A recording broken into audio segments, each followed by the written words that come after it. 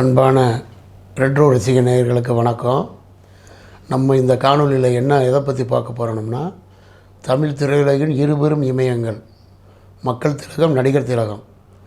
இவங்க ரெண்டு பேரும் நடித்து ஒரு வருடத்தில் ஒரே தேதியில் அல்லது அந்த வருடத்திலே வந்த படங்களில் பிளாக் பஸ்டர் படம் எது, யார் முந்துகிறார் என்பதை எனக்கு நேர்ந்த வரையில் உங்களுடன் பகிர்ந்து கொள்கிறேன். அதாவது தமிழ் திரையுலகை பொறுத்தளவுக்கு ஏற்கனவே சொல்லிட்டேன், எம்ஜிஆர் சிவாஜியை தவிர்த்து நம்ம அதை பேச முடியாது. இவங்கள் இருவரும் இணைந்து நடித்த ஒரே படம் கூண்டுக்கிளி 1954 வருடம் வெளியாகுது. அந்த கூண்டுக்கிளி படம் எப்படின்னு கேட்டிங்கன்னா, டிஆர் ராமண்ணா டிஆர் ராஜகுமாரியோட தம்பி டிஆர் ராமண்ணா டைரக்ட் பண்ணுறாரு, கேவி மகாதேவன் மியூசிக் போடுறாரு. இருபுறம் திலகங்கள் அதில் நடிக்கிறாங்க. ஏறக்குறைய ஹீரோ ரோல் புரட்சி தலைவருக்கு, வில்லன் கலந்த ஹீரோ ரோல் நடிகர் திலகம் சிவாஜி கணேசனுக்கு. அந்த படமும் அதே மாதிரி சிவாஜி நடித்து தூக்கு தூக்கின்னு ஒரு படம் கேள்விப்பட்டிருப்பீங்க. அந்த தூக்கு தூக்கி அப்படின்ற படமும் ஒரே நாளில் வெளியாகுது. 1954 வருடம் ஒரே நாளில் வெளியாகுது. தூக்கு தூக்கி மதுரை சென்ட்ரல் திரையரங்கத்தில் வெளியாகுது. கூண்டுக்கிளி அநேகமாக எனக்கு தெரிஞ்சு மதுரை இந்தியாவின் மாபெரும் தங்கம் இல்லை சந்திரா டாக்கீஸாக இருக்கும். இது ரெண்டில் வெளியாகுதுல எப்படி ஆகுதுன்னு கேட்டிங்கன்னா, இருபுறம் திலகங்கள் நடித்தது உங்களுக்கு தான் தெரியுமே. இப்போ உள்ள காலகட்டமே பயங்கரமாக இருக்குது. எம்கே தியாகராஜ பகதூர், பி சின்னப்பா காலத்தில் இருந்து இவங்க ரெண்டு பேரும் நடிக்கும்போது யாருக்கு என்னங்கிற முன்னுரிமையில் பார்த்தீங்கன்னா, ஏறக்குறைய ஹீரோ ரோல் மக்கள் திலகத்துக்கு. அந்த படம் இப்போ எதிர்பார்த்தாலும் ஓடலை. ரெண்டு ரசிகர்களுக்கும் பொறுமையாக பார்க்க முடியாதனால அந்த படம் எதிர்பார்த்தாலும் ஓடலை. ஆனால் தூக்கு தூக்கி கமர்ஷியல் ஹிட் ஆகுது, மாபெரும் ஹிட் ஆகுது. டிஎம்எஸ் சவுந்தரராஜன் அந்த படத்தின் மூலமாக அவரே ஒரு பேட்டியில் என்ன சொல்லியிருக்காருன்னா, சாதாரண வாடகை வீட்டில் நான் இருந்த என் தெருவில் தூக்கு தூக்கி படம் வந்ததுக்கப்புறம் என்னை பல கார்கள்லாம் தேடி நான் காரில் போகிற அளவுக்கு உயர்ந்தது அப்படின்னு டிஎம் சவுந்தரராஜன் பதிவு பண்ணுறாரு. அந்த படம் அதில் வின் பண்ணுறது வின்னா ஏறக்குறைய வசூலில் போகிறது. எப்போவும் வசூலில் எம்ஜிஆர் தான் நம்பர் 1. மக்கள் ரசனைக்கேற்ப நான் சொல்லிகிட்ருக்கேன். அந்த வருடத்தில் ஹிட் அடித்ததுன்னு பார்த்தீங்கன்னா தூக்கு தூக்கி தான்.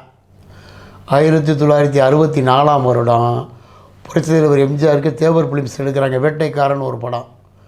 அதே மாதிரி நடிகர் திலகம், என்டி ராமாராவ், தேவிகா, சாவித்திரி எல்லாம் நடிக்கிற பிஆர் பந்துல கர்ணன் ஒரு படம் மிக பிரமாண்டமாக எடுக்கிறார், மிக பொருட்செலவில். அதாவது அந்த குருட்சேத்திரம்னு சொல்லுவாங்கள்ல, புராணத்தில் குருட்சேத்திரம் நடந்த இடம், அந்த இடத்துல போய் சண்டை காட்சியில் எடுத்தார். யானைப்பட, குதிரைப்பட, ஏகப்பட்ட பொருட்செலவில் இருக்கிறார். அந்த மாதிரி இது மிகப்பெரிய பிரம்மாண்டம் கர்ணன்.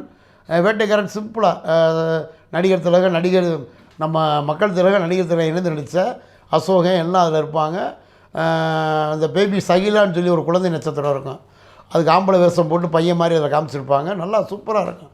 பாட்டு பூரா சூப்பர் டூப்பர் ஹிட்டு, கர்ணன்லேயும் பூரா ஹிட்டு. இதுக்கு கேவி மகாதேவன் மியூசிக்கு, அதுக்கு விஸ்வநாத ராமமூர்த்தி மியூசிக்கு.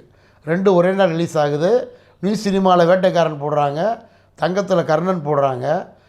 வேட்டைக்காரன் நியூ சினிமாவில் 12 வாரங்கள் ஓடுது, அது 15 வாரங்கள் ஓடுது தங்கத்தில். ஆனால் இதில் என்ன ஒரு கணக்குன்னு கேட்டிங்கன்னா, அதை சொல்கிறாங்க அப்போ அந்த உள்ளவங்க அந்த தேட்டர்களில். அப்போ வேட்டைக்காரன் ரிலீஸு சென்னையில் பார்த்திங்கன்னா பிஆர் பந்தில் பெரிய, அதாவது ராட்சச குதிரையில் 10 குதிரை பூட்டின ரதத்தில் அப்படி சிவாஜி வர்ற மாதிரி ஒரு பெரிய கட்டவுட் வச்சுட்டாங்களாம். இதை கேள்விப்பட்டவுடனே தேவர் ஃபிலிம்ஸுக்கு மவுண்ட் ரோடு தான் ரெண்டுமே ரிலீஸ் ஆகுது. மவுண்ட் ரோடு சென்னையில், இங்கேயும் பக்கம் இன்னும் சினிமா தங்கம்னு வருது. அப்போ தேவருக்கு ஒரு யோசனை வந்துச்சான், என்னடா இப்படி வச்சுட்டாங்க, நம்ம படம் என்ன கம்மியான்னு சொல்லி ஒரு ஒரிஜினல் புளியை கொண்டு கூண்டில் வச்சு எம்ஜிஆர் கட்டவுட் வச்சு துப்பாக்கியில் அந்த புளியை சுடுற மாதிரி வச்சாராம். பார்த்தா இந்த பிரம்மாண்டம் இருக்குது பாருங்கள், இந்த பிரம்மாண்டம் பூரா அதில் முடிஞ்சிடுச்சுன்ற மாதிரி அந்த கால ரசிகர்கள் சொல்லுவாங்க. ஆனால் ரெண்டும் அது வேட்டைக்காரன் 100 நாள் பெரிய அளவில் ஓடாட்டினாலும் வசூலில் சிம்பிளான தயாரிப்பு, சிம்பிளான பட்ஜெட்டு, சூப்பர் டூப்பர் ஹிட் ஆகுது. ஆனால் கர்ணன் மிகுந்த பொருட்செலவு. 5 அரங்கங்களில் 100 நாள் ஓடினா கூட அந்த ரிலீஸ் ஆன காலகட்டத்தில் விஞ்சி நின்னது வேட்டைக்காரன் தான் அப்படின்னு சொல்லுவாங்க. ஆனால் கர்ணன் அடுத்து என்ன அதில் ஒரு சிறப்பம்சம் கேட்டிங்கன்னா, ரீரிலீஸ் பண்ணாங்கங்க. ரீரிலீஸ் பண்ணதில் அந்த படம் மாதிரி வெற்றி பெற்ற படம் எனக்கு தெரிஞ்சு வீரமாட்டை கட்டபொம்மனு கர்ணன் மாதிரி வெற்றி பெற்ற மாதிரி மக்கள் திலகத்துக்கும் வேறு எந்த நடிகருக்கும் அந்த மாதிரி இல்லைங்க, உறுதியாக சொல்லுவேன் நான். ரீரிலீஸில் பயங்கரமான வசூல் பண்ண படங்களில் பட்டியல் எடுத்திங்கன்னா எந்த நடிகருக்குனாலும் எடுத்துக்கோங்க, நடிகர் திலகத்தை ரசித்த மாதிரி மக்கள் அந்த கர்ணனையும் வீரபாண்டிய கட்டபொம்மனையும் எப்போ போட்டாலும் 4 வாரம் 5 வாரம் 3 வாரம் அசால்ட்டாக ஓட திருவிளையாடல் சில படங்கள் இருக்குது. இப்போ புரட்சி தலைவருக்கு நிறையா இருக்குது. நாடோடி மணி இப்போ போட்டாலும் பார்ப்பாங்க, உலக சுவாலிவர் பார்ப்பாங்க, எல்லாம் பார்ப்பாங்க. இருந்தாலும் இதையும் விஞ்சி ரசனை அப்படின்னு பார்த்தீங்கன்னா இந்த படங்கள் வந்து கர்ணன் ரீரிலீஸில் பிச்சை எடுத்துகிட்டு போயிடுச்சு. டாக்டர் பிஆர் பந்துவோட பிஆர் விஜயலட்சுமின்னு ஒரு ஒளிப்பதிவாளர் இருக்காங்க. பிரபு நடித்த தாலாட்டு கேட்குதமாகலாம் அவங்க தான் ஒளிப்பதிவாளர். அதே மாதிரி இந்த நம்ம விஜயகாந்த், சுகாசினி, ரேகா நடித்த என் புருஷன் தான் எனக்கு மட்டும்தான் படத்துக்கு அவங்க தான் ஒளிப்பதிவாளர். பிஆர் விஜயலட்சுமின்னு அவங்க ஒரு பதிவில் சொல்கிறாங்க, ரிலீஸ் டயத்தில் வேட்டைக்காரன் நம்பர் 1 எங்களுக்கு நட்டம்தான், ஆனால் பின்னாடி அதுக்கப்புறம் வீடியோஸில் எடுத்தாங்க பாருங்கள், அதில் நம்பர் 1 கலெக்ஷனில் கர்ணனு வீரபாண்டிய கட்டபொம்மனு வசூல் பண்ண அளவுக்கு எனக்கு தெரிஞ்சு எந்த நடிகருக்கும் அந்த மாதிரி இல்லை. இதில் நீங்கள் இதில் தவறு இருந்தால் கூட கமெண்ட்ஸில் சொல்லுங்கள், உறுதியாக சொல்லுங்கள். என் வயசுக்கு நான் பார்த்த வரைக்கும் திரையரங்குகளில் அந்த படங்களுக்கு இணையாக வந்து வசூல் பண்ணதாக எதுவுமே இல்லை. ரீரிலீஸில் அந்த மாதிரி மிகப்பெரிய ஹிட்டான கர்ணன் படம் இப்போ போட்டால் கூட அது 2 வாரம் 3 வாரம் ஓடும். இப்போ சமீபத்தில் எனக்கு தெரிஞ்சு 2012ன்னு நினைக்கிறேன், 2012 15 மதி சரஸ்வதியில் போட்டாங்க. ஏங்க 6 வாரம்ங்க, 2 தேட்டர்லையும் 4 காட்சிகள் 6 வாரம். சென்னை சத்தியம் தேட்டரில் 150 நாள் 4 காட்சி. இப்போ பகல் காட்சியில் ஓடுது ரீரிலீஸில். இதயக்கனி 250 நாள் ஓடி இருக்குது. சிவகாமியின் செல்வன் 150 நாள் ஓடி இருக்குது சென்னையில். அது பகல் காட்சி போடுவாங்க, ஆல்பத்தில் அது மாதிரி ஓட்டுவாங்க.